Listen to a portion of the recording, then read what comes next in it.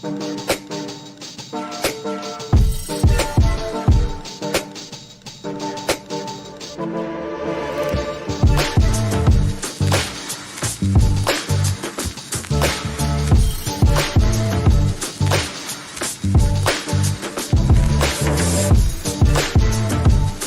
believe that the heart of a man is a treasure trove of untold stories, powerful lessons, and profound wisdom. Through authentic dialogues and insightful discussions, we aim to unlock these treasures, one story at a time.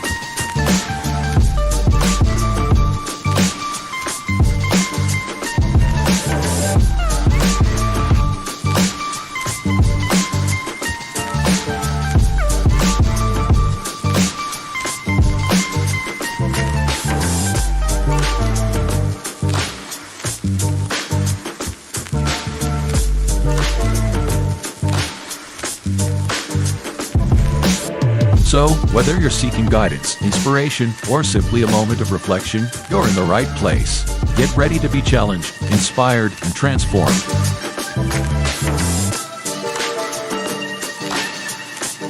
And now, to guide you through this journey of discovery, please welcome your host, a visionary leader and a true catalyst for change, Dwayne Dwyer, but we affectionately know him as the Mindset Coach. Good evening and welcome to this week's episode of the Hearts of Men podcast. We're your host of tonight's conversation. My name is Dwayne Dwyer, go by the Mindset Coach, and I am joined by my brother, the son of Timothy, otherwise known as the Available Man, no other than Mr. Tawami Gaddy himself. Brother, how you doing on this beautiful Friday evening? Man, I'm good. Like I said, it was a long week, but even those long weeks got a light at the tunnel, and that light is being able to sit here with the livest chat with my big bro, have these conversations that hopefully impact something, man. So, and I know it will. I'm ready for this. Yeah, I'm with you 100%. I had a pretty awesome week, busy but awesome at the same time. But like you said, man, one of the highlights of my week every week is being able to be here and have conversation, sharing conversation with you, the brothers on the panel, and like you said, the livest chat in social media. So that being said, if you are with us tonight, by all means, make sure that you get in the comment section and say hello, because we want to make sure that we give you your flowers now, because we appreciate you being here. You could be anyplace else, but you chose to be here with us on this Friday evening, and we do not take that lightly. So that being said, good evening and welcome to the show, The Rebirth of Nick, Miss Robin Brower, Crystal Everett, Miss Charlotte Jordan. As always, it's an honor and a pleasure to see you. His Divine Appointment, good to see you. Welcome. Get better soon.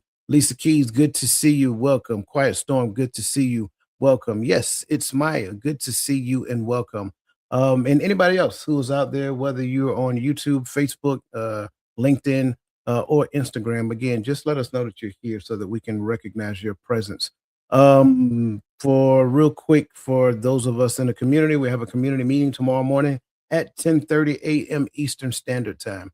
Again, I owe you guys a link that will come out tonight after the show. So that being said, we can have our quarterly meeting. It should be quick. Crystal's going to host it. And I get to lay in the back and listen to her chastise me.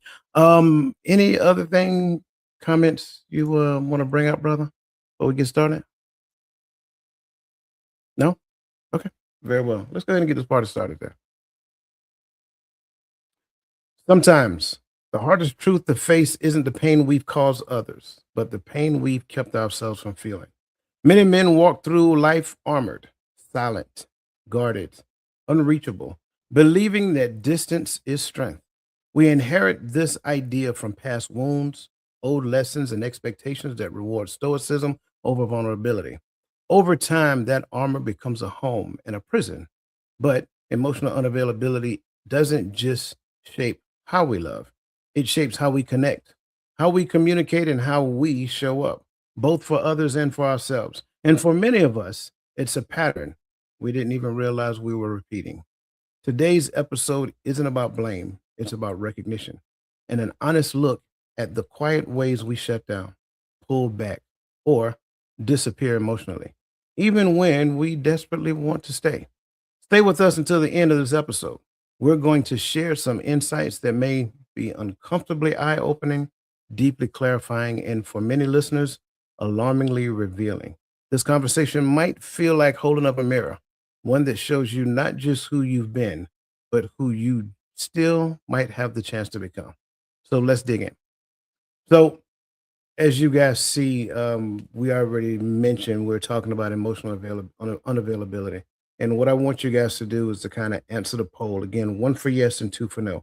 And the poll is, have you ever referred to or believed a man to be emotionally unavailable? I say again, have you ever referred to or believed a man to be emotionally unavailable? One for yes and two for no.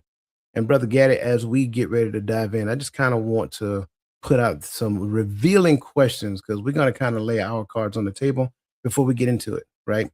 In your opinion, what is the biggest concern that takes place when men and women, when we start discussing emotions? From my opinion, first thing would be the concern of whether or not anything's going to be accomplished through this dialogue.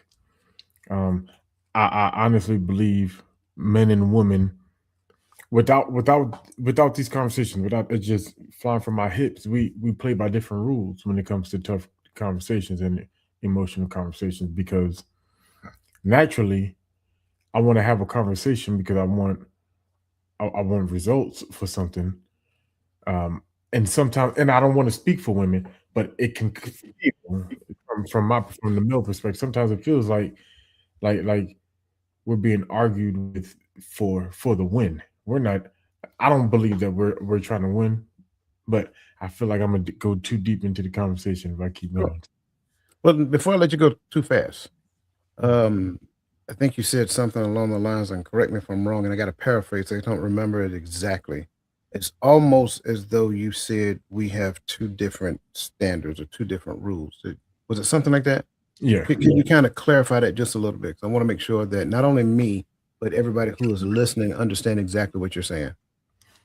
So the first reality when it comes to having you know tough conversations, or however you want to phrase them, tough conversation, arguments, or discussions. Socially, there are different levels of expectations, right? Women are, and once again, we're speaking from male perspective. So correct me in the chat, women, if this is not how you see it. But women are typically allowed to go a little further. All right. So when it gets to the disrespectful level, we tend to be like, you got it, because if I go as deep as you, it's not as acceptable. As a man, I'm supposed to be able to handle those blows and take them and just keep on trucking. And so that's what I mean. Like, so there's just different rules of how we can engage. All right. Um, you have, and I'm from my experience, I've seen women be like, "Don't talk to me like this." Why they talking to you all crazy, saying some of the worst things that they could think of. To, but it's as if they're fighting to win. But I feel, once again, trying not to go all the way there, but I don't feel like when I'm arguing, I'm not arguing or going combative trying to win an argument. When it gets heated, it's typically because we feel like it's going nowhere, and we're just sending ad hominem attacks at each other. Yeah, I like that. Um, I think for me, as I think into this question, I think the biggest concern that takes place is that one understands it completely and one doesn't understand it at all. So it's almost like an emotional intellect versus an emotional ignorance.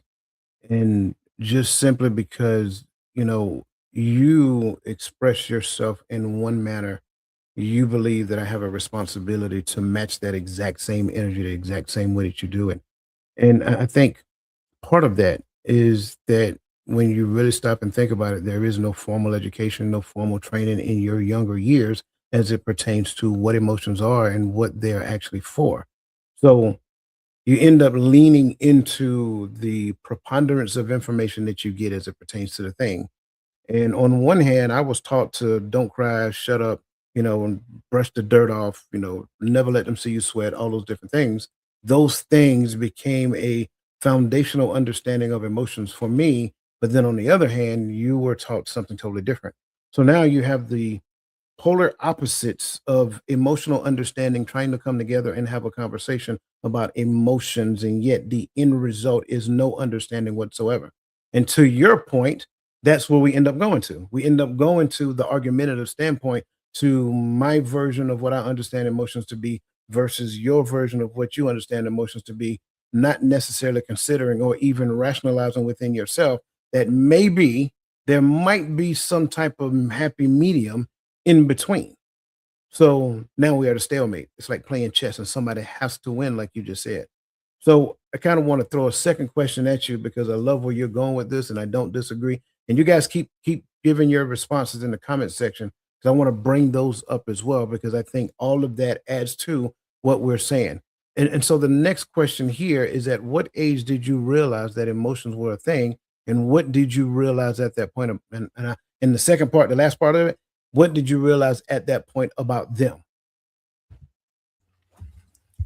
You know, I can't really pinpoint an age, but I remember I didn't know how to express it. But when I started seeing other people, when my grandmother passed, I remember actually feeling something, not knowing what I was feeling until to her funeral, and I was really really young. Until her funeral, and I saw other people cry. I saw my father get slightly emotional. He ain't crying in front of us for real, but you saw the emotion, and so the awareness of feelings at another level. Like adults have these things too, you know. Mhm. It's not just me being told to shut up and quit crying, Mm. you know, to go do this and shut up about it, you know how it was in the PG versions of what was said, but I the realization that everyone had them, and that struck me as a child. But that's a as far as that initial remembrance of feelings, that's as far as I can remember it. You remember a lot more than I do. I can't tell you what age it was for me. Um, I can't even tell you when I was enlightened specifically, like a pinpoint age. Um, but it was almost like a whirlwind of information that I started diving into as it pertains to it. Now, feelings, yes. I always knew feelings were a thing, even back in my younger years, but emotions, not so much. And I see some people say that they were in this age or whatever the case may be. I can't pinpoint a particular age when I understood that emotions were a thing, not to such a degree that it became a thing to where it like made a big difference in my life. But I do know that the lack of that understanding caused some problems. That's just kind of like how I see it. It caused some problems, it caused some concerns. And because I did not have an understanding, and maybe my ex wife at that time felt she did have an understanding, and I didn't necessarily agree with her understanding of that thing, that by itself kind of created more problems. So it just kind of exacerbated the problems that already existed. So I wanted to kind of like get after that because I think for the most part, the same way that you being, from New York, me being like, I don't know, from Georgia, like that big distance between us, it's not by happenstance or do we have very similar experiences when it comes down to understanding emotions as men, because I think most men fall in that category. So thank you for sharing that, and thank you for everyone who is sharing as well. I kind of want to bring up some things real quick. First and foremost, Robin, she mentioned that men and women, she said I'm sorry, they are wired different emotionally. And we're going to talk about that here in a second. So thank you for saying that. Miss Charlotte Jordan said that women have been taught it's okay to be emotional, where men are taught the opposite. And that's exactly what I was saying previously. Mhm. Atlas at least Atlas at Lisa Keys. Atlas at Keys the Key Realty said I learned emotions were a thing in my 30s. So I think even just with that little bit of information now, I don't think we can just take a blanket and put over one group of people and a blanket to put on another, Right. because this is a woman that's saying this, right? So Right. she said she learned that they were a thing in her 30s. So I love that. Robin said hers was 10 to 14 plus years old. Thank you. Maya said as a child I got different feedback from different sides. If you cry, I would give you something to cry for. Me too. I got that too. I'm sorry. I'll give you something to cry for from one side, and hugs being told to express myself on the other side of the family. Yeah. Mm. And I get it. I do. I don't know. I don't get that one. I ain't never got the hugs part. Well, I think, I'm assuming that both of her parents were together, and maybe mom. Well, I don't know. She's a girl, so maybe mom was the one to say, "I give you something to cry for," and daddy was the one about to hug the kid. I don't That's know. what I'm thinking too. I'm assuming. I'm guessing. But Maya, if you don't mind, clear up my assumption, because I don't 100% know. But I do know that men have a soft spot for their daughters, so that's just kind of like how I see it. Okay, so she still Right. agrees. She Right. said right. Okay. Yeah. So thank you guys. Let's look at the results of this poll real quick, because I think this is revealing within itself. So we're gonna stop it, and then we're gonna show it. Alarming: 100% of all of the people who participated in the poll said that at one point in time they referred or believed the man to be emotionally unavailable. And thank you for that. That's so for every young man that's out there observing this, this should be an eye-opening experience for them. Because if you've ever been in a situation to where you were referred to as emotionally unavailable, it's not just you, right? It's other men out there who were believed to be emotionally unavailable as well. So thank you guys for that level of honesty. So let's kind of dive into this, man, because we're about to get after it. Talking point number one: the male emotional processing is different, not deficient. Men don't lack emotional capacity. They process emotions different through neural pathways that prioritize action oriented problem solving over immediate verbal articulation. And this difference is neurobiological, not pathological. Men are not broken versions of women. They're different versions of human. And those differences are neurobiological, not deficiencies, said Dr. Luann Brezenden. I probably said that wrong. Research published in Nature Neuroscience in 2024 reveals that men's emotional processing engages the dorsolateral prefrontal cortex, which is the problem-solving region, 37% more frequently during emotional experiences than women, explaining the fix-it response rather than the talk about it response. Sexual dimorphism in neural architecture is explained as this: testosterone exposure during fetal development and puberty shapes brain structure, creating legitimate biological differences in emotional processing pathways. These differences are adaptive responses to evolutionary pressures, not modern dysfunctions.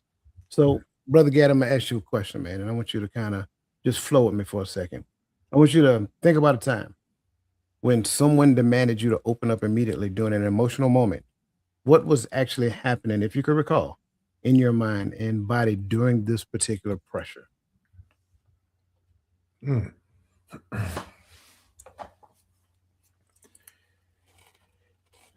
Well, I would say one of the most recent ones I could remember was actually at home. And now that I'm thinking about that, I'm starting to think about more. But since that one I'm already talking about, that one was in house, right? More recent, and it was during a discussion, and it's like, hey, you know, one side is like, we got to be emotional, and I'm like, no, we need to fix issues so that we can create change versus just sitting around here in our feelings for no reason. You know, not for no reason, because I understand everybody has feelings and everyone has emotions. All right, now how do we fix what the problem is? You know, the problem is, I said, I get, and I'm focused on I get both of us want these outcomes. How do we coexist? How do we make this this cohabitation work until we get on the right track. And the other side was about, I need you to feel more. I need you to express. No, I feel good. I don't have a problem feeling. I have a problem living based upon what I feel.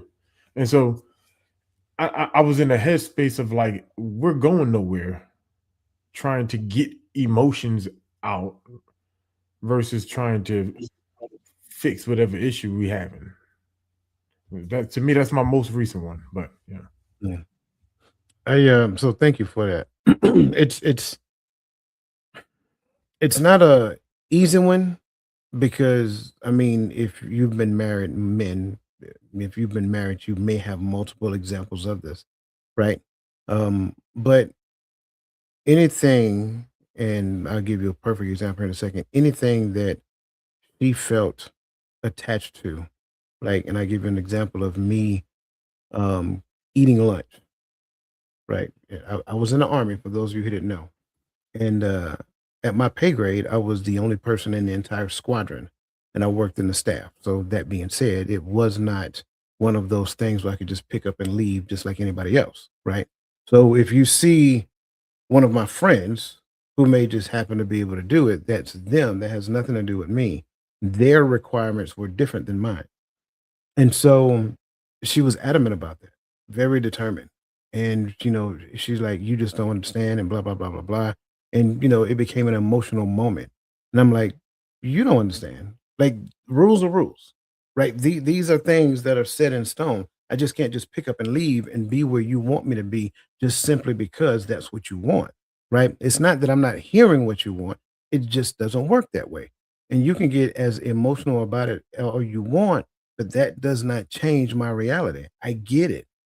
And so just in that moment, it was almost like now I'm dealing with the pressures of the reality that I have to deal with as far as my job. And you got, for those of you who understand the Army, when you work in the staff, you have the ops sergeant major who's responsible for the staff, the ops sergeant major and the three, they're responsible for the staff. Then you have the XO, right? And then you have the commander and so forth and so on, and the squadron sergeant major. So these are the people in essence that can be looking for you at any given point in time, right? And so just because now, don't get me wrong, every now and then I could, but as often as you was like, absolutely, as she would like, absolutely not.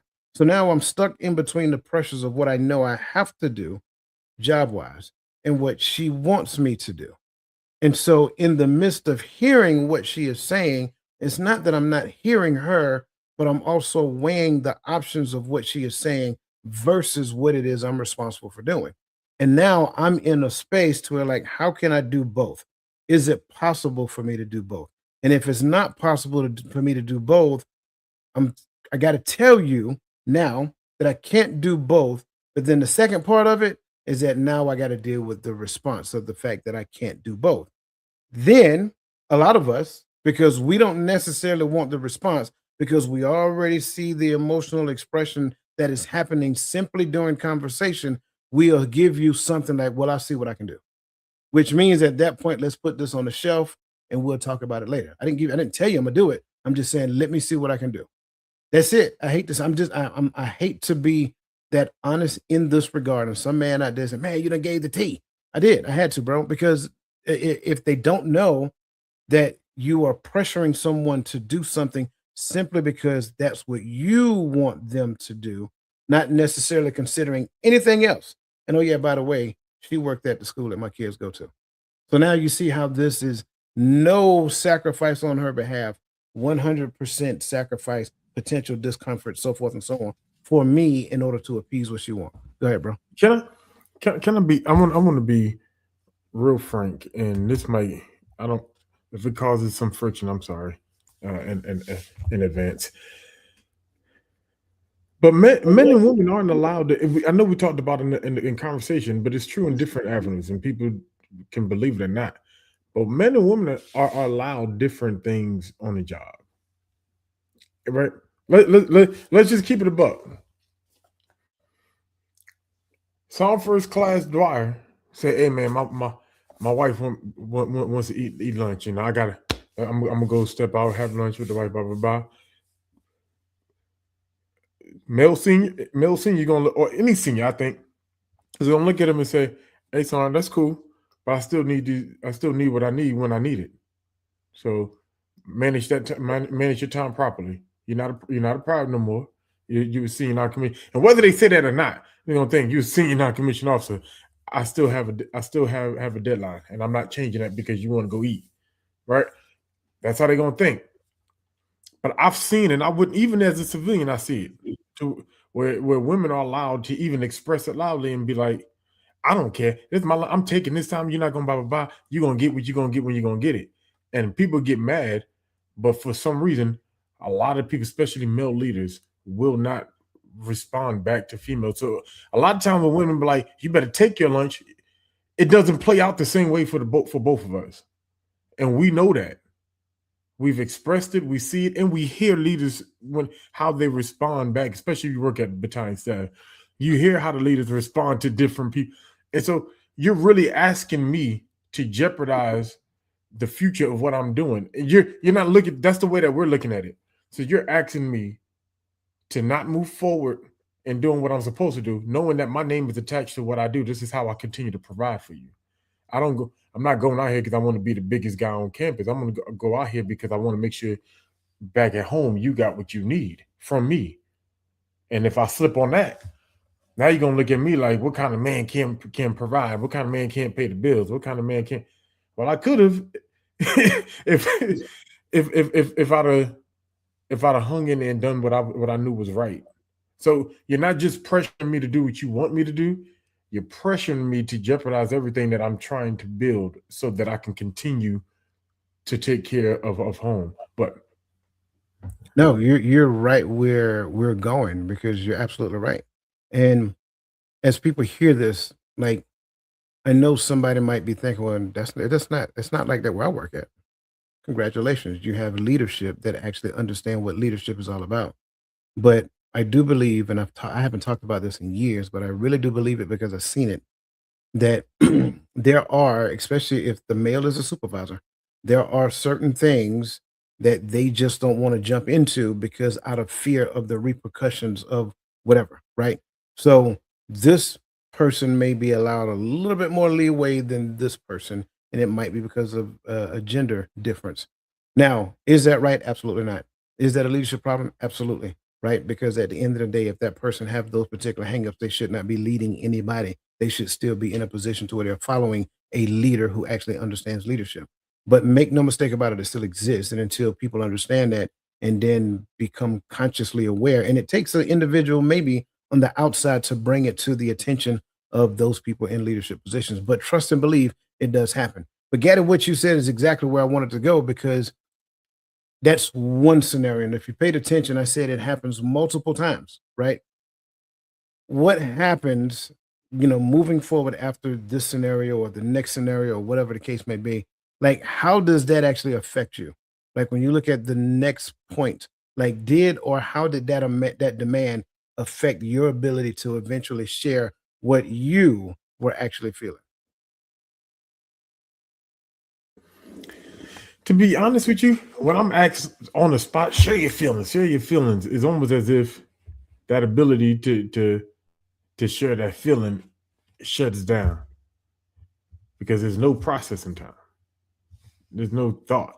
What are the because to be honest with you, I believe, at least for me, I'm not gonna say for all males or not for all females, maybe for but how you express your emotions will it affects you going forward, right? I think men we believe that we're playing chess, right? If I get out here and I'm just all in my emotions and I start because you want me to express myself, you want me to cry, you want me to I do this. Now how do you see me when I walk into the house? They go that like to cry. Little whiny, I'm, I'm I'm I'm joking, but I'm not, right? But and you may not say that out loud, but I do believe when men are hyper emotional all the time, right? The way that they're viewed, especially at home, and then the workspace is. It's different. So I so for me, when it's like on the spot, express your feelings, it's like an immediately shutdown. I can't, not right now, because I didn't lay. There's a cost to doing that. Just is what it is. Yeah. I want you guys to kind of like imagine. Um, and women, I want you to imagine as well. I don't want you to imagine in a relationship. I want you to kind of like imagine yourself in a situation, i.e., let's just say a work situation, and your supervisor is an emotional being. And every time something goes wrong, your supervisor responds from the seat of their emotions, not from the seat of their observation, i.e., turn to analysis to create solution. So now you have an emotionally based supervisor. And because you're not doing things the way that they want you to do it, I'm not talking about the results. I'm talking about the actual task. You're not doing the task the way they want you to do it, then they always respond with an emotion. And you can see it. Not only can you see it, everybody in the office can feel it. So now, that being said, everybody, when they come to work, they're on pins and needles. They're literally walking on eggshells because they don't want to tick off the supervisor. It's kind of like what that's like, right? When presented with a situation to where either you're demanding me to tap into my emotions or you're responding to me emotionally, and now I have to figure out the balance between, hearing everything that you're saying, not just what you're saying, but how you're saying it and where you're saying it from, and dealing with the reality of the thing and doing the actual on-site analysis in my head while you're talking so that I can problem solve and come up with the best solution for the both of us in that moment. Well, it almost put a person at a heightened sense of alert. It's almost like having PTSD in a relationship. So now, from that standpoint, you do not want to do a thing to strike the emotional chord. So now the emotional chord becomes a part of your decision making routine. Is that a relationship? That's a very interesting standpoint to have when it comes down to this thing where we're supposed to be one. I am more worried about your emotions than I am worried about the reality of the situation and the betterment of this entire unit as a family. And I think that's the issue that, and I can't speak for everybody else. And Gaddy, I'm surely not trying to speak for you, but that's the issue I dealt with. That's the space that I was in, trying to do a balancing act between reality and the emotional response. Even though sometimes what she wanted me to do had absolutely nothing to do with the best outcome for the family. I So 100% agree. very well, very well. Okay, let's grab some of these comments real quick before we move on. I want to go Yes, back to what Miss Charlotte Jordan said because I love the fact that she said it. Because again, we sometimes have information in the silo, but when you see a woman, granted, she's a different generation than some people who are listening, but to see this is eye-opening because she said she wasn't allowed to express her emotions. I was never told I was loved, nor did any family member show love, not even to one another. I can relate wholeheartedly to that, 100%. So thank you so much for that, Miss Charlotte Jordan. Um, I definitely think that's a generational. Yeah, yeah, 'cause yeah, my father was that stoic generation. yeah, yeah. So Atlas at Keys to Key Realty. She said, attitude, unpacking, and understand are all happening at the same time. Trying to understand. Yes, I would say I don't think we really got understanding. I think we were trying to understand, and that's part of the issue. And to your later point, yes, I wouldn't say it's situational. I'm sorry, I get there in a second. I wouldn't say it's situational. Definitely dependent upon the individual, right? Because she said this is situational, though not the whole species. Sure, not the whole species, but I also believe that we need to understand these things as it's presented as well. So we're not saying everybody's like this, not at all. We're not saying every man is like this, and we're definitely not saying every woman is like this. But if a thing is a systemic problem, I think it's important for us to talk about it as well. Right. So the second part of what she said, a few things at the same time. I am listening to understand why there is pressure, what is being said, and why what makes you think I must do anything because you want me to. Absolutely, absolutely.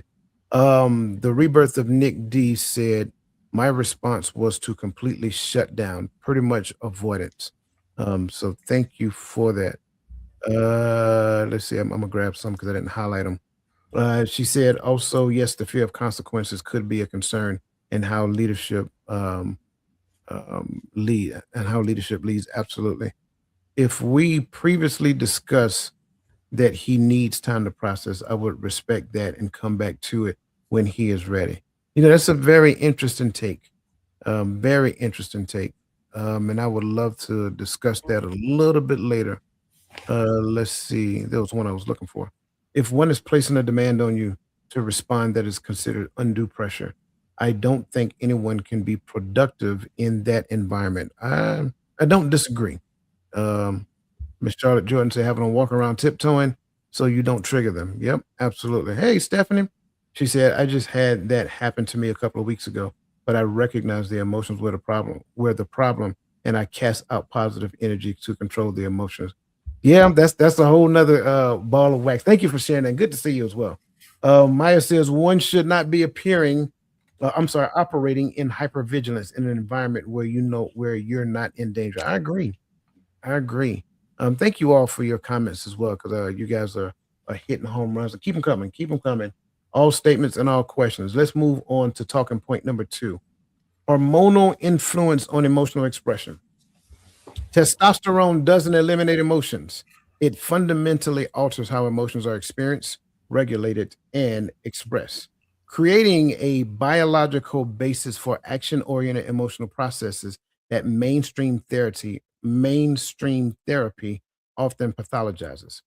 Testosterone is not the enemy of emotion. It is the architect of a different emotional language, one written in protection, provision, and problem solving rather than verbal processing. Dr. John Gray. So, recent findings in Biological Psychology 2025 show testosterone modulates the HPA axis, which is the stress response system, to favor fight or flight over 10 to befriend, meaning men biologically default to action based stress management rather than social emotional processing. Couples therapy research in 2026 indicates that 73% of relationship conflict escalate when women expect immediate verbal emotional processing from men during high stress moments, directly contradicting male neurobiological stress response patterns. Interesting, all the same. That said, when you're stressed out or hurt, what does your body want to do? Talk it out or take action? Tell me more. Oh, wait, did I put that one up there? Nah, you put the next one up. I apologize. Let me back up. But maybe I went too far. Yes, let's do that one. When someone blocks your natural response by demanding conversation first, what happens to your stress levels and your ability to eventually connect emotionally? Blocks your natural responses by demanding conversation first. Ooh, when that demanding conversation first, oh man, my temper goes through the roof immediately. It's like I'm trying. Let me. I'm taking in what just happened. Hold on. Wait a minute. You know. Um. Two. It starts to feel like an interrogation from a boss than a peer, than someone I'm in relationship with, whichever kind of relationship that is, right? Um, so understanding that too, like, no, you're gonna talk to me now. Is my mom talking to me, or my spouse, or whoever? You know what I mean? Um, and that creates even more stress. So now I don't have the ability to critically think before engaging. Hmm. So now you want me to fight where you're fully loaded, ready to shoot your ammo. And because I assume when people like, no, we're gonna talk about this. See, you ready to talk about this. You've been thinking about this. Right. I'm coming in blind. I'm not finna come in here blinded. That's not how I fight. We need a game plan because what's the outcome that we're looking for? And so I'll listen to that initial, expression because I'm trying to figure out what's the goal of the conversation that we're about to have. And my lack to respond immediately is me really trying to one, because I'm gonna be honest with you. I've been in too many situations to where I get the emotional spill, but I really don't know what's the scenario that this is coming from, because that probably wasn't expressed right away. So I've really stepped back and I'm like, that's coming from where? What happened? What led to it? So I know what I'm addressing. And I don't think I can express this enough, and I think this is going to come out a lot. I believe as men, we really need to know where this conversation is going. What is the goal of this conversation? Or we really don't understand how we're supposed to respond, because we're responding not to manipulate an outcome, but to get to the outcome. Now, there may be some out there trying to manipulate outcomes. I'm not going to even act like they don't exist. They exist on both sides, right? But so the goal is, we're arguing about money because we need money, because we're hurting on money, because something didn't get paid, or just because we try to spend money. Did you have plans? You wanted to go somewhere? Why are we arguing about this? Because if it's something we never argued about, then I just feel like it's a pointless conversation. There's a lot more that can flow into that. Oh yeah. You know, the first thing I hear when I hear this, I hear, we need to talk. Like you said, it's almost like at that point, initiate shields. Like, right, it's protective mode already come up. Like, you're not looking to come to a resolution in that regard. That posture does not say we're looking to solve a problem. That posture says that we have a problem and you are the problem and I came to you to fix it. No, I'm sorry. You may have a problem with something I did or something I said or whatever the case may be, but the way that we come to the resolution of the problem is by recognizing that we both are participating in the problem. We are, one. We, us, me and you, not you versus me, anything of that nature. Well, when I have the you versus me posture, then that's going to automatically create tension, because there's no version in that man that heard we need to talk as though we are together in this. No, we feel it like in that man's mind, we're opposition and I need to protect myself. So now when you say the thing that we need to talk about, it's automatically puts him on the defense. He's not trying to collaborate at that point. He's trying to protect. So why would you set the conditions for protection to be needed? That's the part that I would never understand. Like, if I have a problem with you, with something that you did or something that you said, oh, I said it right. If I have a problem with you in that moment, sure, let's have a conversation. Not that you are the problem, something you did is a concern. So now, in that regard, I don't go to you like you're the problem. So, understanding that we handle things differently. And I think there's enough information out there that has told us that in the past. The way that we deal with the kids, we deal with kids differently. The way that we deal with, things at work, we do those differently. Because you would hear us talking about, if that was me, I would have did it like this. Yeah, I got it. But it wasn't you, it was her. Or it wasn't you, it was him. Right? We do that all the time. But those things serves as bits of information that tell us that we process and we respond to things in a manner that's more conducive to our makeup. Not that it's not that it is wrong, not that the difference itself is wrong, because the outcome ideally is the same. Ideally, the outcome is for the betterment of the relationship, not for the betterment of the individual. That's where, right? So when we say we're different, it's not because we're trying to be an individual. We're trying to talk about us being different because that's part of the whole. And when we recognize that that's part of the whole, it's not that the difference is more important. It's the whole itself is important. The problem is most of us never were taught that in the beginning. So when we weren't taught that the whole was the most important thing, not the individual differences, therefore now what we do is we idolize the differences as opposed to talking about how the difference participates with the whole. So when you come to me demanding, you're not behaving as though you're part of the whole. You're coming to me in an individualistic standpoint. And therefore, now I have to become an individual in order to protect myself and guard myself against the onslaught of somebody right now that is approaching me like an adversary. And that's the part I don't. If anybody missed it earlier when you were talking about making me have to put up my defenses, like I don't want. Why am I defending myself at work or at home? Those are spaces where I should be in collaboration, not in defense. Right? Why are we in opposition against each other when we're trying to walk the same path? Right.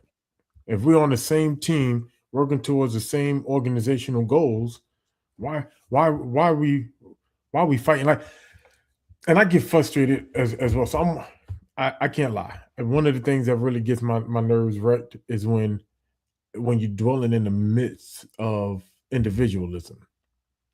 Because especially like for me, I'm in a position to where my job causes me to have to worry about what everybody else is doing. Hmm. And I'm trying to make sure that the way it works from my output doesn't negatively affect one department or the other.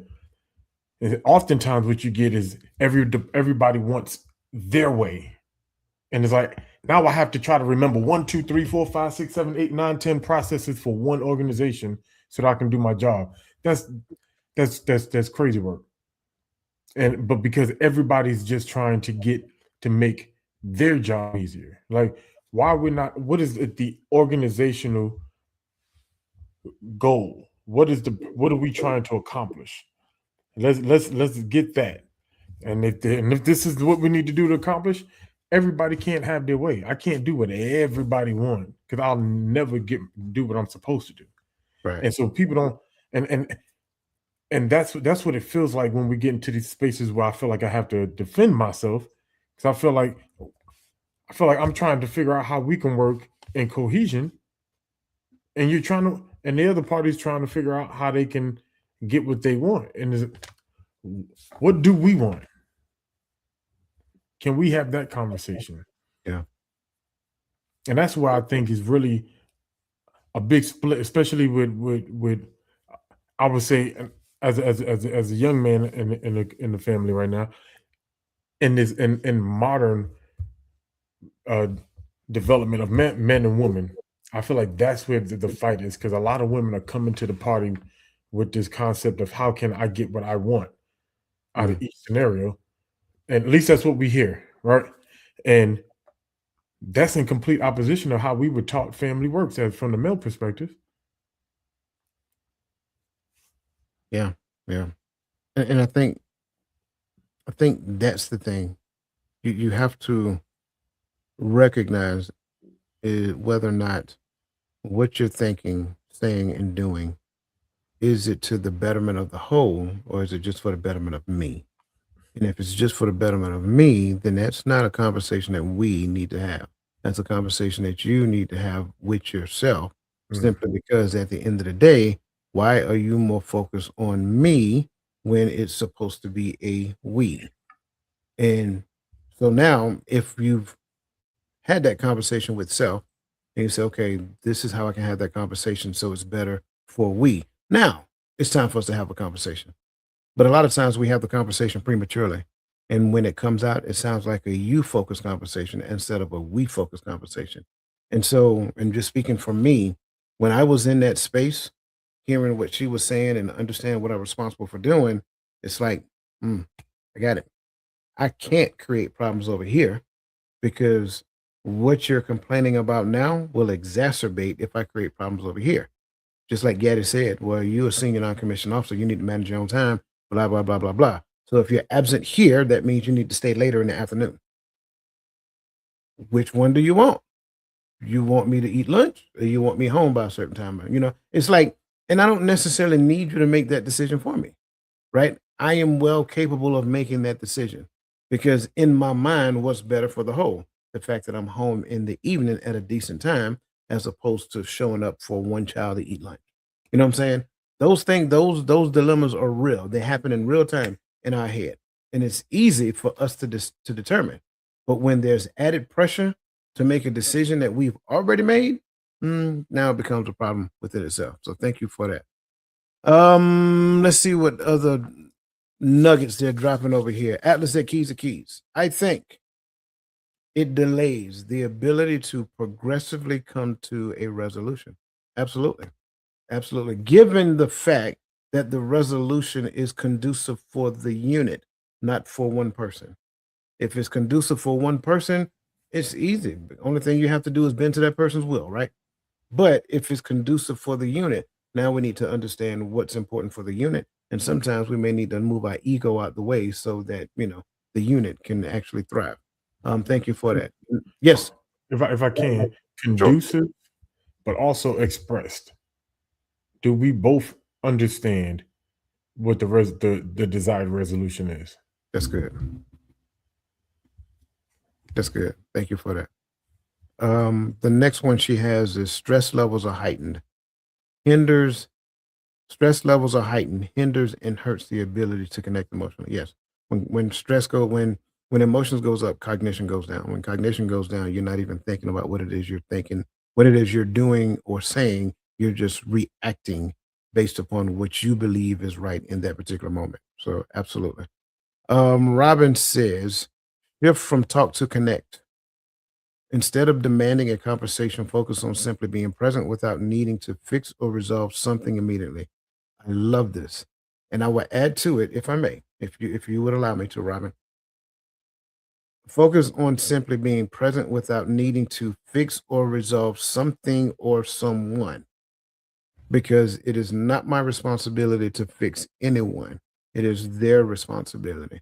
Only thing I do is focus on the greater good. So great. All right, Do you think Stephanie. those two, Yeah, go ahead. I'm sorry. my bad. Do you think those two are specific? Which one? Right. Uh, resolving something and fixing someone. Do you think one party leans to trying to do one or the other more? I think men are fixers. Hmm. I think men are fixers. I think in the beginning, we may believe, especially in our younger years, we may believe that we're trying to fix the other person until we learn that it's not our responsibility to fix the Hmm. person. Then we try to fix the situation. Um, but even in that, we also try to fix or resolve the issues that exist between us. Between the So two. as we get more mature, as we become more mature, and I'm speaking specifically about men because I can't speak for women. I would need some of the ladies in the comment section to answer that. When we move from understanding where and what we're supposed to fix, then we want to collaborate on the solution for resolving. So we want to bring, our partner into the fixing of the thing. And I think a lot of times that's where the struggle may be, because we may not necessarily see eye to eye on what the problem is. So, to your question, I think men are natural fixers. I think we're just wired to fix things. That's why a lot of times when you tell us what your issue is at work or whatever the case may be, who I need to go talk to, who I need to go put my hands on. You know what I'm saying? Nah, bro, she just talking to you. Just inhale, take it all in, and maybe ask her a question. So, what did you do? How did you fix it? How did you come to the solution? So yeah, I love that question. Though. Thank you for that. Stephanie said, but if you have the three C's, connection, communication, and commitment, there should not be any demands or high stress levels toward each other. I agree. If we have the three C's. But I think the process to get into the three C's, there will be some high stress levels in between there, because this is a process, and this is why I think the speed in which we divorce nowadays and we separate nowadays, we don't go through the high stress level. We don't go through them. We have them, but Mhm. hear what I'm saying. We don't get through these high stress levels often enough so that we can develop that connection, Yeah. learn our communication habits with each other. And, because commitment, I guess what I'm saying is that third C is not there, I guess. Yeah. I agree. I agree. Um, so yeah, let's move on to the third point because man, time is not slowing down for us. Point number three. Emotional regulation. Keep the scrolling question going, please. Um, Emotional regulation versus emotional suppression. Knowing the difference. Most men labeled emotionally unavailable are actually practicing healthy emotional regulation, which is a sophisticated psychological skill. But because it doesn't look like female emotional processing, it's misdiagnosed as pathological suppression. We've confused emotional expression with emotional experience. A man who cannot name his feelings immediately is not a man without feeling. He's a man whose brain needs time to translate experience into language. Terrence Real, family therapist. Emotional regulation is described as this: the ability to modulate emotional experience and expression based on context, which is a hallmark of pathological maturity and execution function. Different regulation strategies, such as cognitive reappraisal, behavioral action, temporal delay, are equally valid when adaptively employing. That said, the question that I have for you, my friend, was there ever a time when you were deeply feeling something but needed time to process it before talking? I was going to wait till the second part. Yeah, I can't get to the mute button quick enough. Was there a time? I think anytime I'm deeply feeling something, I need to go process it. Um, to be honest with you, I think the last thing I wanted to do was find somewhere to go talk about it. Mhm. Um, Always told that the right thing to do is to go talk about it, find someone to go talk about it, or even if you got a therapist, go see your therapist, whatever the case may be. But I I want to make sure if I'm going to go see a professional, especially, and I get it, I know they know how to do their jobs. It's just the way my brain thinks. Mhm. I want to make sure I'm going in there not just doing word vomit on them and giving them, you know, expressing myself properly, so we can come to good resolution skills of how I can, deal with it or get through it.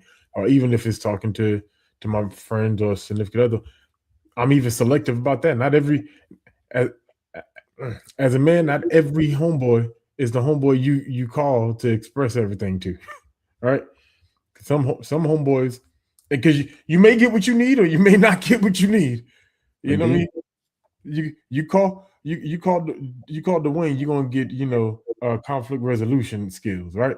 That ain't what I want right now. At this moment, if I'm in call, I'm trying to express. But if you call Roland, you're gonna get some jokes through, and you're like, I may not need that.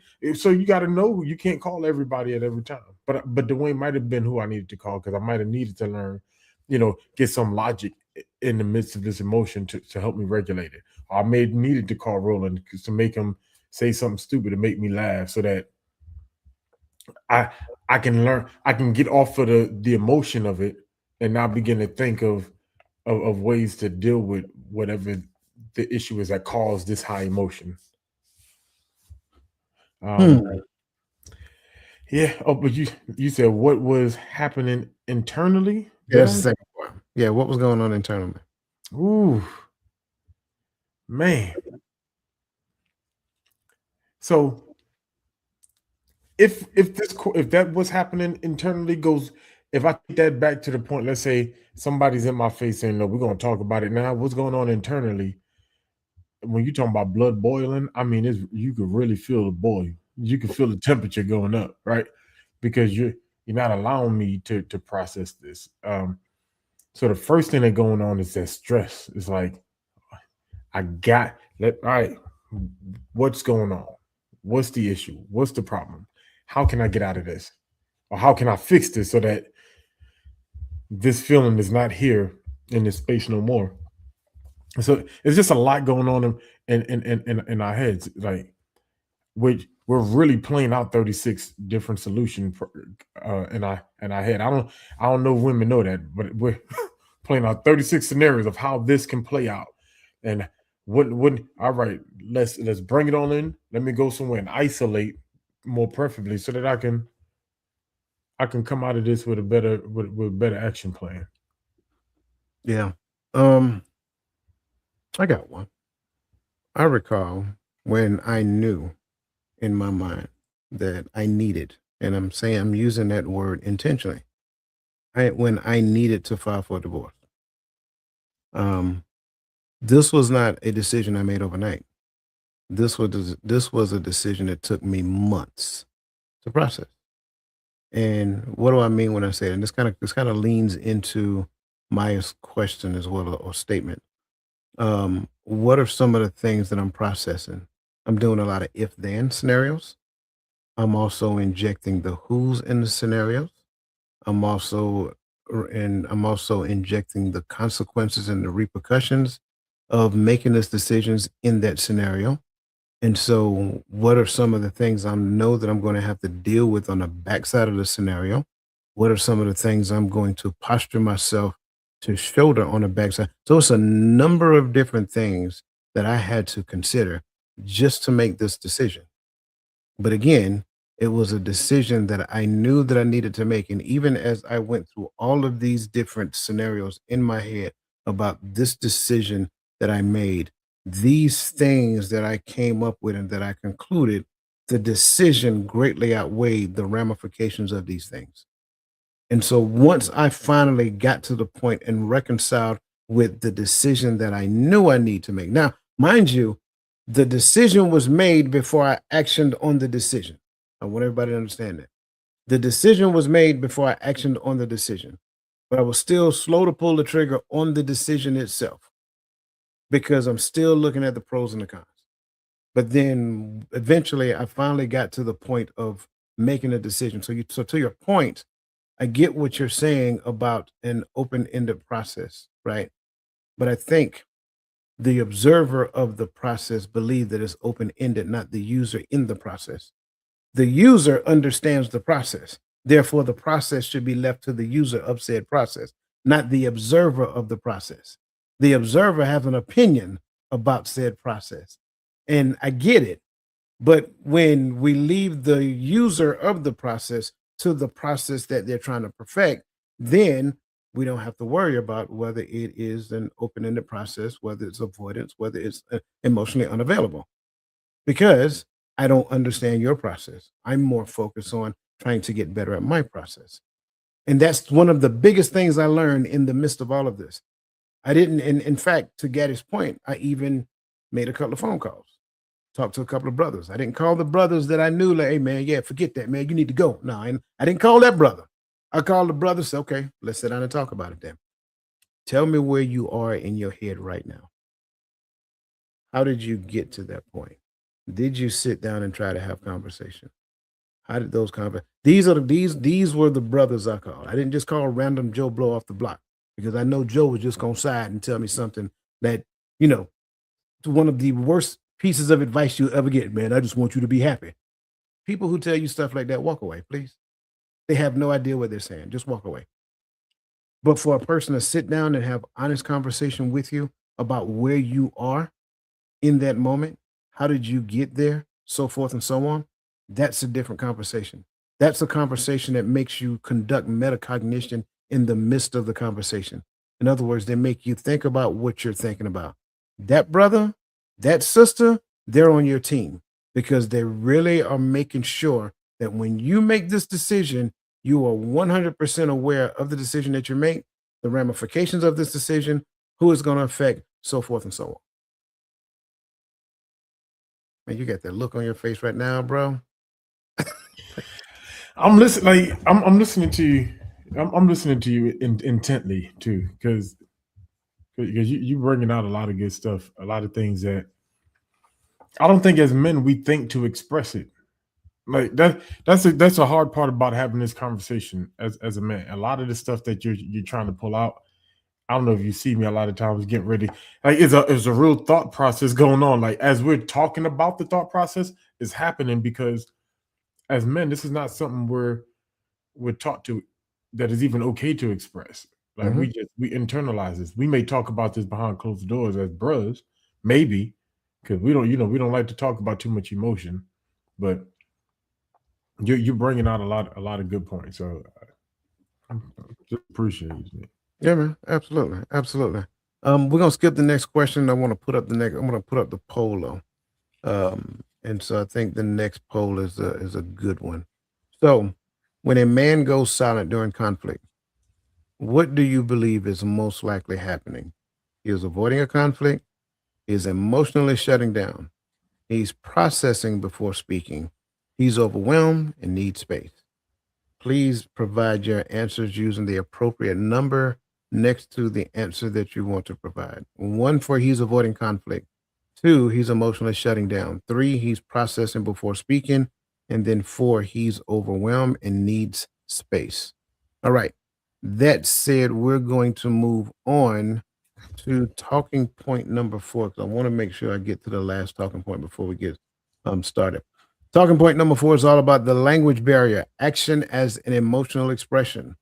Men express emotions fluently through action, provision, protection, and problem solving. But because modern culture has defined emotional expression exclusively as verbal articulation, we've rendered gender's emotional language invisible and invalid. When he fixes your car, works late, or provides, or silently holds space for your pain, he's not avoiding emotion. He's speaking them in a language you've been taught to ignore. Dr. Gary Chapman. You guys know who Gary Chapman is? Dr. Gary Chapman is Mr. Love Languages. Come on now. A comprehensive 2025 studies of 5,200 couples found that men demonstrate emotional investment through acts of services at the tone of 84%. Quality time at the tone of 79%. Physical touch at the tone of 71%. Significantly more than words of affirmation, 43%. Yet, partners rated verbal expression as the only valid emotional communication, 67% of the time. Research in the Journal of Social and Personal Relationships in 2026 shows that when women learn to recognize action based emotional expression, relationship satisfaction increases by 47%, and perceptions of partners' emotional availability increase by 62% without any change in male behavior. Embodied cognition and emotional expression diversity. Emotions are not exclusively verbal phenomena. They are embodied experiences expressed through multiple channels, including behavior, action, and physical presence. No single expression modality is superior. They are contextually adaptive. So, that said, question is, can you remember or describe a time when you've done something for someone you care for that felt deeply emotional to you?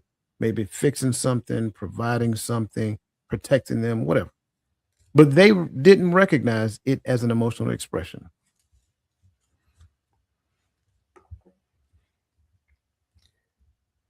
In Yeah. other words, they took it for granted. I'm just going to base that. Mhm. They Yeah. took it for granted. Yeah. I'm trying to dive because I had scenarios in my head, but I'm trying to dive past, you know, recents because recency biases are always always there. Um, and I know my answer is yes because that's really my personality. Like the people that are around me, especially if you're around me physically, like I like to do. Maybe because I don't know where that stems from. Not really trying to do a deep dive on my mental analysis, but but I would say something that a lot of people didn't pay attention to. Now, before I say this, remember that there's a big difference between me and Coach, right? He's from the South.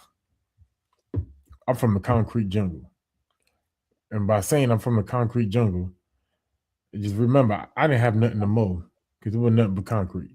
All right, so putting that out there, like we had you got trees, you got stuff, you know what I'm saying, but where we lived at, everything is concrete. Um, so when I first bought a house and had something to mow, right? That wasn't really mowing is not really my thing. I know how to mow. I joined the army in the early 2000s, right? I know that's not that long ago for some people, but we actually were the lawnmowers in the army. You know, one of the things as a young soldier you learn how to do landscaping. You learn how to do a lot. There's a lot of stuff that now they got contractors that do stuff now, but you know, different times. and so when I bought the house and I'm outside in the heat cutting that grass, my thought process, the reason why I bought this house, the reason why I took so much pride in it, and I was a lot more attentive to my property was because I bought this for my family.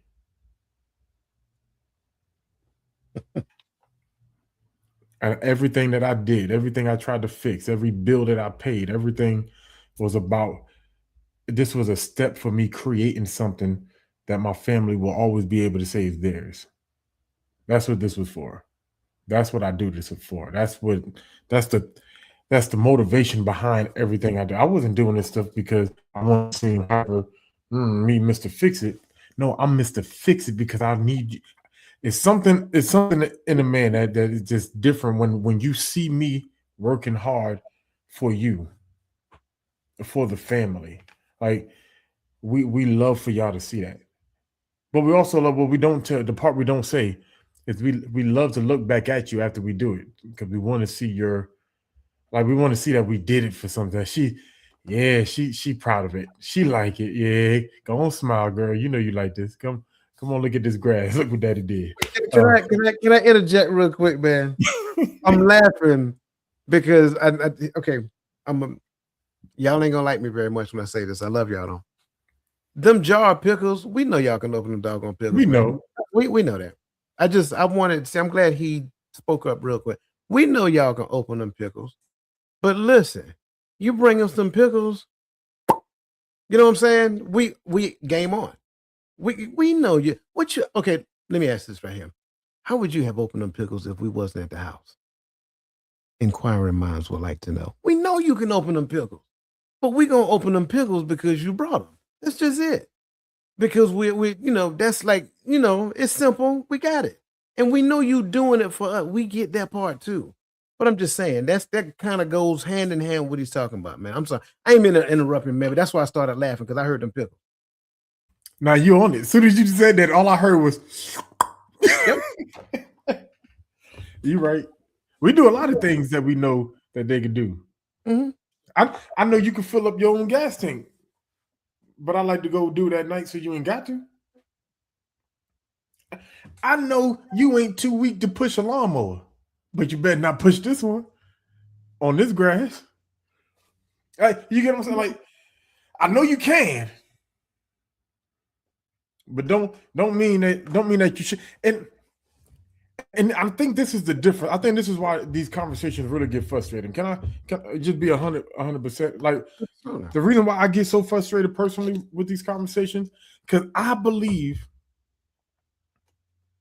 when we do something, we're doing let me not say everything and not say we all the time, but we get into this space to where it's like I don't want to step on too many toes. I don't want. He not be trying to be the nice guy. But sometimes you just gotta you gotta let us operate. I'm gonna say it that way. Because I know that you have in your mind what you want, but sometimes it causes us from deviating from what we know that we're supposed to do, and that plays a part. It works on us when that process is tampered with.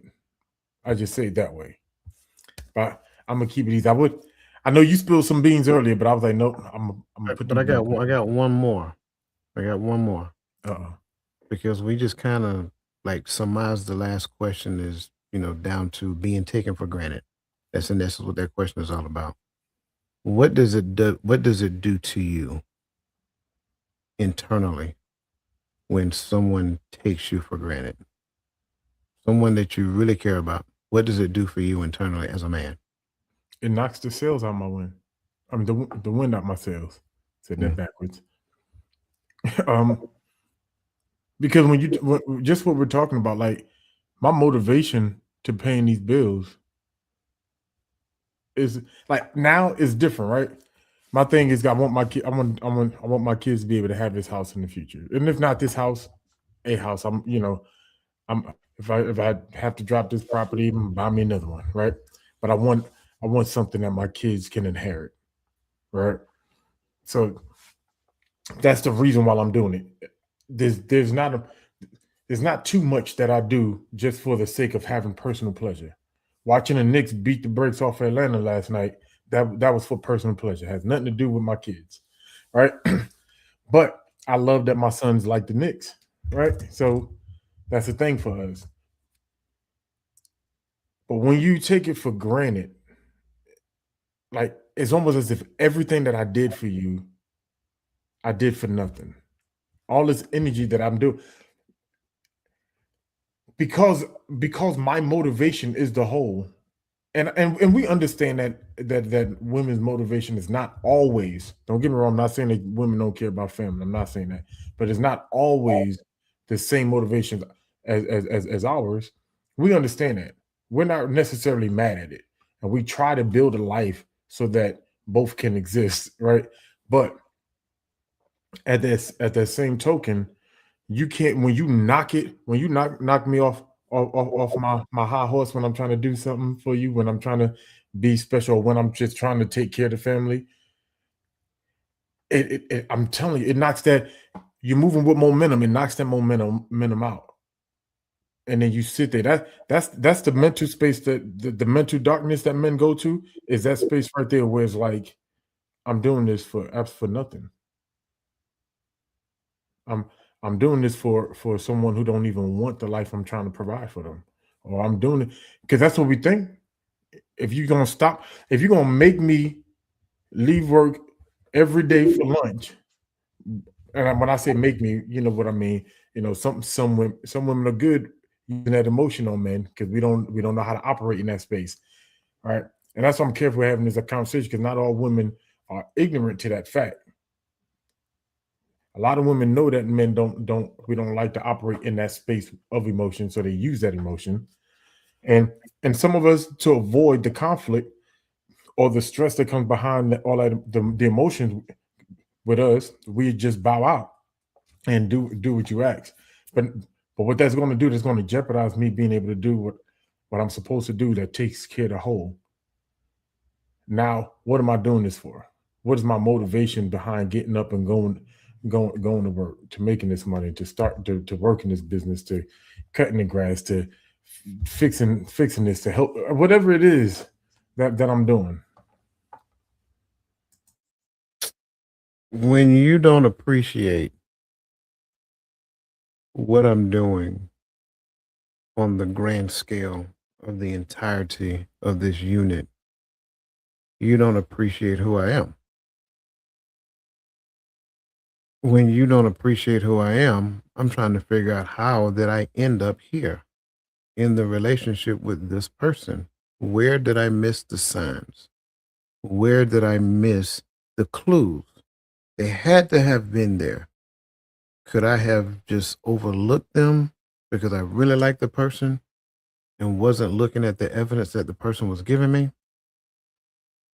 See, I'm just, and I'm glad you say that this is not everybody, right?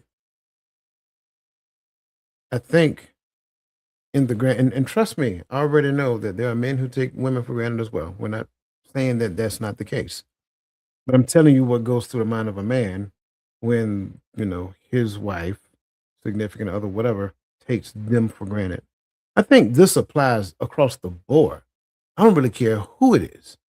It could be parent, child, sibling, whatever. When you take a person for granted as it pertains to what it is that they're doing for you out of the kindness of their own heart, it's almost like you're taking them, like their whole being, for granted. When you take a whole person's being for granted, you're indirectly telling them, like, anybody can do this. We don't necessarily, I don't necessarily need you here. Anybody can do this. Oh, well, if that's the case, and I'm just being honest, if that's the case, then you should let that person go find anybody to do it because that person is not for you and that person is definitely not with you. And we need to understand the difference. And I think too many times, and again, I can only speak through the lens of what I know, not just based upon education wise, but also based upon experience. I think too many times that same fix-it mindset that you sit there and juggle with is the same fix-it mindset that we try to apply in a situation to fix what is going on between you and I to get back to where we were. Can I give you guys a hint real quick? Where you thought you were, you never were there. Where you thought you were was a facade. It was an illusion.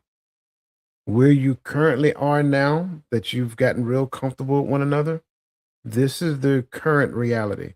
I'm not saying that it can't be fixed, but I'm saying it takes both parties to fix it, working together. So be careful. And I'm real conscious when it comes to this. Be careful when you get to the place of taking a person for granted, especially their presence. When you reduce a person's presence down to deed, you're saying that person is only as good as what they do. But when you nullify the deed that comes from the person, you're telling that person it don't matter what you do, your presence ain't welcome here. The minute you let's listen, Linda. The minute you recognize that, leave. Bye. Deuces. My mistake was it took me way too long to make a decision that I already made. That was my mistake. So because you're a fix it.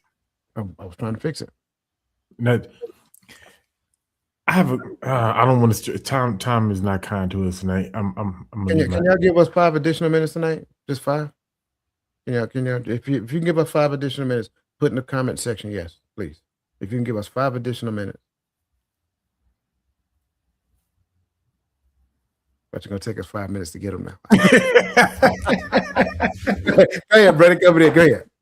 All right. So, how do you, a part of me starting to wonder? Can we really? What's the possibility of us actually understanding this about each other? Because I think the same thing is true with women in a sense too, right? Because I hate when I hear men responses to women. You know, I could hire someone to go to cook and clean. I could hire someone to do that. I can go 100% and agree. spend $30 and find someone to, Yep. to pull a trick for me. Like you're doing something to the identity of a woman when you say that too. Absolutely. And so I don't know if that's something that is just hard for us to understand about each other. We understand, like I understand how that affects a man when a woman does it, but in vice versa. So then it made me think, you know, is it a fair assertion that they'll truly understand it in real time in space when it's happening? I think the only way that we can answer this question is if we ask Lisa to do a show on this in the next upcoming episode of The Voice of the Hearts of Women. Won't he do it? I think that's the only way we're gonna get the answer to the question. I'm agreeing with you though. And that's why I say it doesn't matter who you are. Like I think when you get to the point of taking a person for granted, you don't necessarily, you're not valuing that person. And then when you start taking their deeds for granted, what you're telling that person, not only do we not value you, we don't even respect your deeds anymore. That's a very dangerous space to be in. So it's so voice of reason. I know we're putting you on the spot, and I do apologize, but if you would be so kind, Brother Gaddy, I'm putting it on you, bro. Brother Gaddy would like for you to. I'll take it. All right. We're gonna move on. Listen, thank you guys for all your comments. And thank you guys for giving us an additional 5 minutes. We're gonna move on to point number 5. And point number 5 also is the beginning of our next poll. And I want you guys to take the poll as we get started into number 5, because I think number 5 is really good. Number 5 is all about using consciousness to transform reality, relational reality, the observer effect in relationship. The label emotional unavailability or emotional unavailable functions as a self-fulfilling prophecy. I'm going to say again, the label emotionally unavailable functions as a self-fulfilling prophecy. By shifting your consciousness to recognize diverse emotional expression and taking responsibility for our interpretive frameworks, we literally change the neurochemical and relational reality we experience. What you seek is seeking you. The moment you change your perception is the moment you rewrite the chemistry of your relationship. Coming from my one of my most favorite people, Dr. Joe Dispenza. Groundbreaking research in 2025 in social cognitive and affective neuroscience demonstrates that when individuals consciously shift their interpretive framework about a partner's behavior, their own neural responses change within 21 days, including decreased amygdala reactivity, in other words, threat response, and increased ventral striatum activation, the section of your brain that is responsible for reward and connection. In 2026, a study on the Pygmalion effect in relationships shows that partners who expect emotional unavailability unconsciously create conditions that trigger withdrawal, interrogation, criticism, and impatience, while partners who expect emotional presence create safety that facilitates sharing. Expectations literally shape outcomes with 73% predictability accuracy. That said, in 2025, meta analysis of mindfulness based relationship interventions showed that increasing present moment awareness and suspending judgment reduces relationship conflict by 41% and increases perceived partner emotional availability by 54% without any change in your partner. Therefore, quantum consciousness theory plus neuroplasticity. Observation influences the observed. Quantum mechanics principle applied to social systems. Focused attention and interpretive frameworks literally restructure neural pathways, changing both subjective experience and behavioral responses. In other words, we co create our relational realities through consciousness. That said, and this right here, bro, initially is for you, but I want everybody to kind of give your thoughts on this. What would it mean if the same person who viewed you as emotionally unavailable now views you as different, emotionally different without their prescribed requirements of what they believe availability looks like?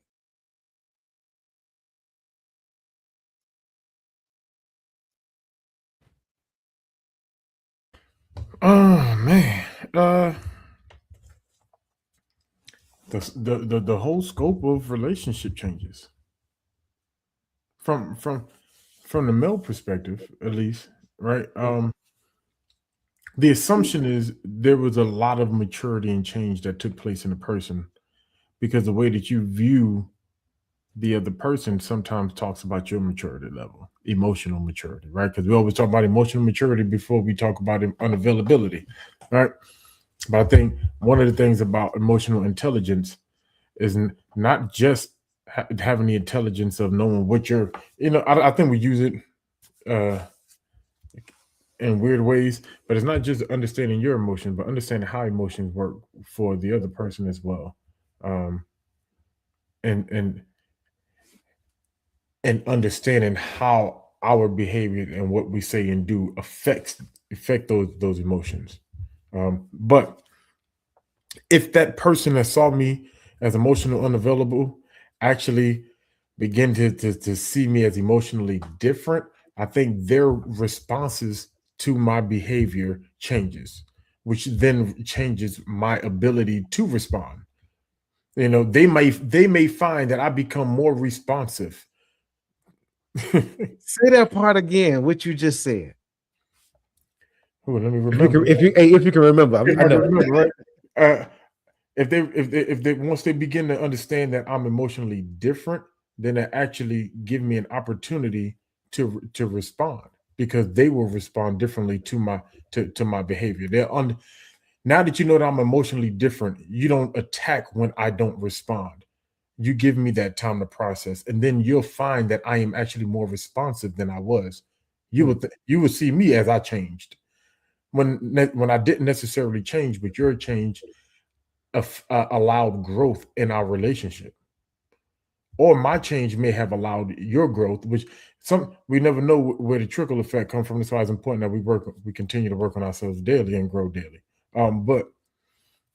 But I think it definitely your viewpoint of my of how I process my emotions will then give me the space to process my emotions.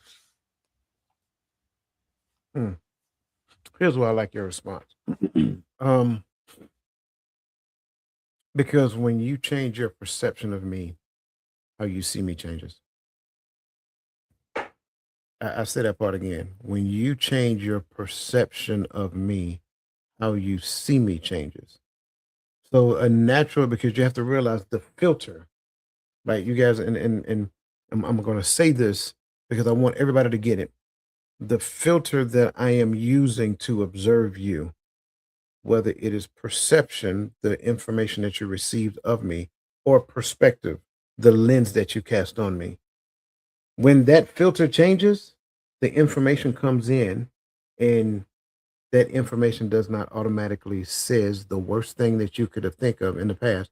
Oh, he didn't answer my phone call. That means that he must be doing something he ain't got no business doing. That's a perception flaw. But then on top of that, your perspective changes. It's not that, oh, you working late, you must not want to come home. It's like, no, you're doing that is working hard. That is trying to make sure that you have the life that you really want. So he is working hard, so you don't have to work as hard as he is working when you become his age. So everything about your partner changes. The way you talk about them, the way you see them, the way you consider them. So now you don't have to go through those things that we talked about in reframing the image of relationship, which we call the four horsemen, that makes it possible for us to predict divorce. There is no stonewalling, there is no contempt, there is no criticism, right? So those things don't exist. Why? Because your lens, your filter has now changed. When that filter changes, then it's not about how long it takes me to process it or my response after processing. It's you recognizing that me processing it, that's my process.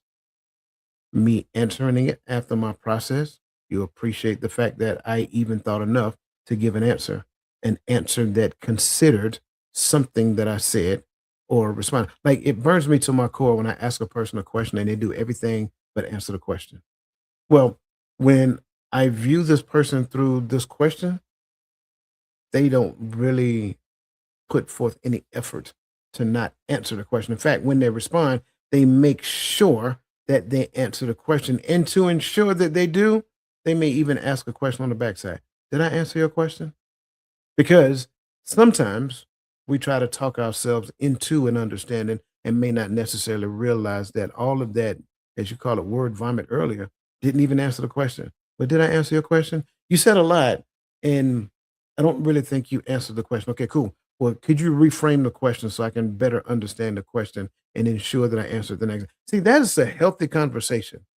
That's what a healthy conversation sounds like in the midst of seeking to gain understanding. And this kind of goes back to what we talked about in the beginning. I don't think most people seek to gain an understanding. I think most people seek to influence the other to adopt their understanding. Go ahead. I thought you were about to say something. I seen that finger come up. When that finger No, comes I was up, just saying, like that's it right there. yeah, That's it yeah. right there. I I I shouldn't be trying to change. Use that word. I shouldn't be trying to change you, and you shouldn't be trying to change me. And this is why these conversations that we have about relationships are so important. Because when we're talking about the the the infancy stages of relationship, that point where we're learning and we're understanding each other, you have to make a conscious decision of whether or not you can handle how that person. I'll say it like that, because our harsh reality is we jump into relationship with people and we think that we understand and we know, and they're telling us about themselves, and sometimes they're telling us the truth, and we're just not hearing it. We're just we're just happy that we caught us a baddie, so we ain't paying attention to that baddie's attitude. And now you mad talking about she crazy, she was this, she was this. And she was that before you jumped in that relationship too. You just and she told you that too. A lot of times they tell her, because I jumped into a few of them, and I remember, and when they went crazy, I remember the moment they tried to tell me they were crazy, and I didn't hear it. I Mm. looked past it because they were so fine. So I thought, a couple of scratches ain't gonna hurt nobody, See, but I'm joking, but for real, can we handle that? Can we move into that space? Um, man, Ooh, 8:35. I'm gonna hold my pee. All right. So we're gonna allow you to express your piece real quick because as always, this takes us to our bittersweet moment. And that said, is our final thought. Okay, and before we do it, I'm sorry. We're gonna bring the poll back up after we start final thoughts. But again, remember to answer the poll, okay? So that being said, final thoughts.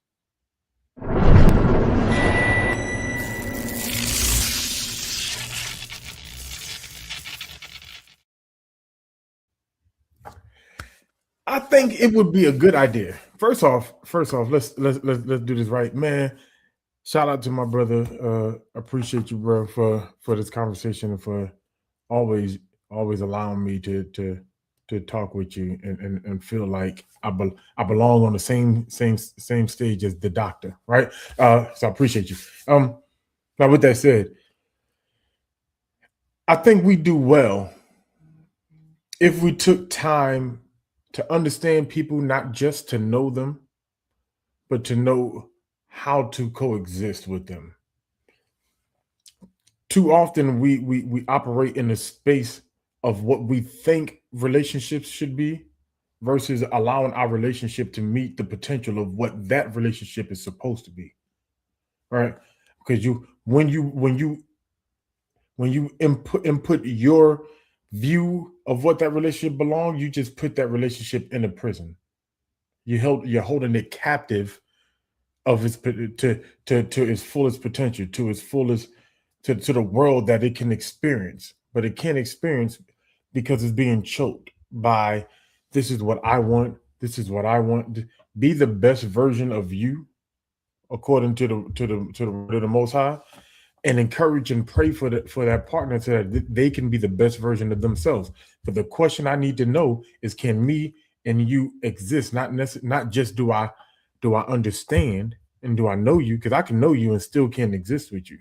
I know I can't exist with you.